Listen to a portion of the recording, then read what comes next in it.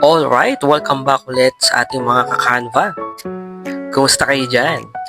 So let's go, let's have a recap. So last part 1 and part 2, we had our designing sa ating Canva. Wala pa masyadong animation. That's why on this part 3, we will be discussing kung paano ba natin gagawin yung animation.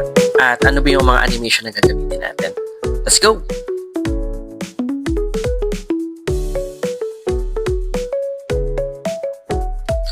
So on this part, we decided na maglagay kagad ng music kasi excited na kami marinig.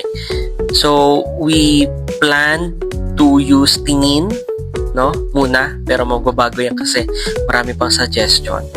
What we did here is to look for a play button image. Dito sa elements, para search lang natin play button. Ayan. Then afterwards, pipili tayo ng image na pwede natin ilagay dyan. Siyempre, black and white, no? Pag colored kasi parang awkward na like red or blue. Here sa play button, ang gagawin namin ay papalitan lang ang kulay to white or beige. So we use beige instead para hindi siya nalalayo dun sa kulay na katabi niya. So para hindi na kayo mahirapan, i-copy paste na lang yung welcome to our. Diyan, babaguhin nyo na lang yung text to Play Me. In Play Me, diyan instruct natin si guest na pindutin yung play button para tumunog yung ating wedding website. Later on, we will explain paano ba natin malalagyan ng music yan. So, para makwela pa rin ang ating font, ang ginamit namin dyan ay Britain. For consistency na rin sa ating mga nagamit na font style. Next thing to do is open your Google and search for YouTube. Diyan natin sa search yung music na gagamitin natin sa ating wedding website. Here, what we need to do is na to syempre manood. We need to get the URL. Syempre, go to embed. Same process pa rin tayo. Ayan. And then, paste yung URL doon sa embed. Afterwards, lalabas dyan yung video. Likitan nyo lang. Ayan, likitan nyo lang. And then, iporma ninyo yung play button ng YouTube doon sa play button image na nilagay natin sa ating wedding website. Ayan, kapag na-iporma na natin yung ating YouTube, pwede na natin bawasan yung opacity niya, no? Yan, to 0. Ang tendency kasi niyan, they thought na ang pinindot nila mismo yung image ng play button, but instead, in reality, yung YouTube itself ang pinindot niya. So, let's try. Pak! Habang nag-review kami, yung music ka, di ba? Di ba? Anis. Alright, ayan, okay na yung music natin. So, let's proceed with the text animation.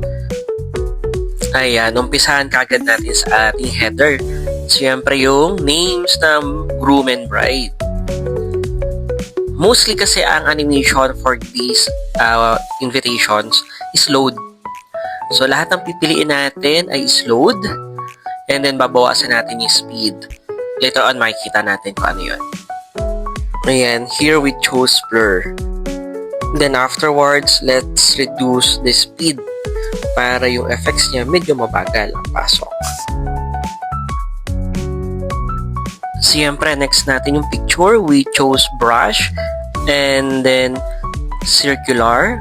As well as, siyempre, dun sa ating welcome to our wedding site, yung text, ang ginamit natin dyan ay ayan, here sa ating welcome to our wedding website, we used, syempre, succession sa animation as well as yung blur. So, dalawa para magkaiba yung output niya.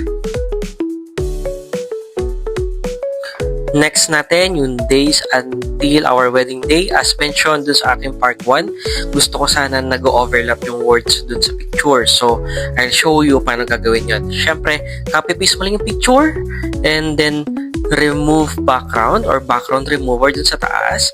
Kaya makikita nyo yung pictures na lang or subject na lang maiiwan. After that, bawasan nyo lang, crop nyo lang yung picture. Ayan. And then, pati sa ulo ko, babawasan din.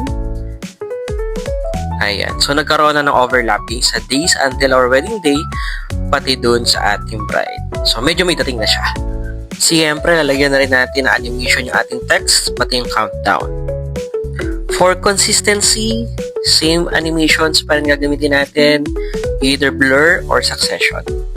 Then, reduce natin yung speed to 10 or 15% para yung dating niya mabagal.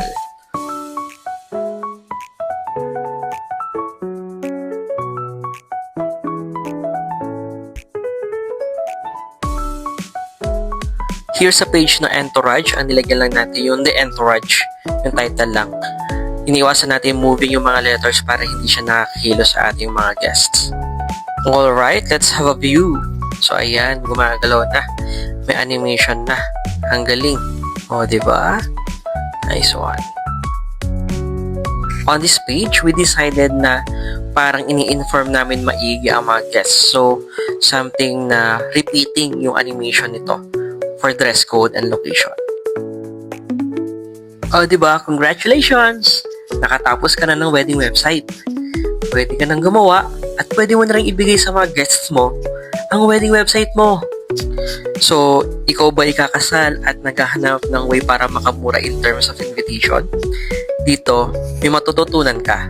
Panoorin mo, tapusin mo, part 1 to part 3. At siyempre, huwag niyo akong kalilimutan, i-follow sa aking TikTok account. If meron kayong katanungan at suggestions, message nyo lang ako sa aking TikTok account. Huwag niyong kalilimutan, Papa Dion's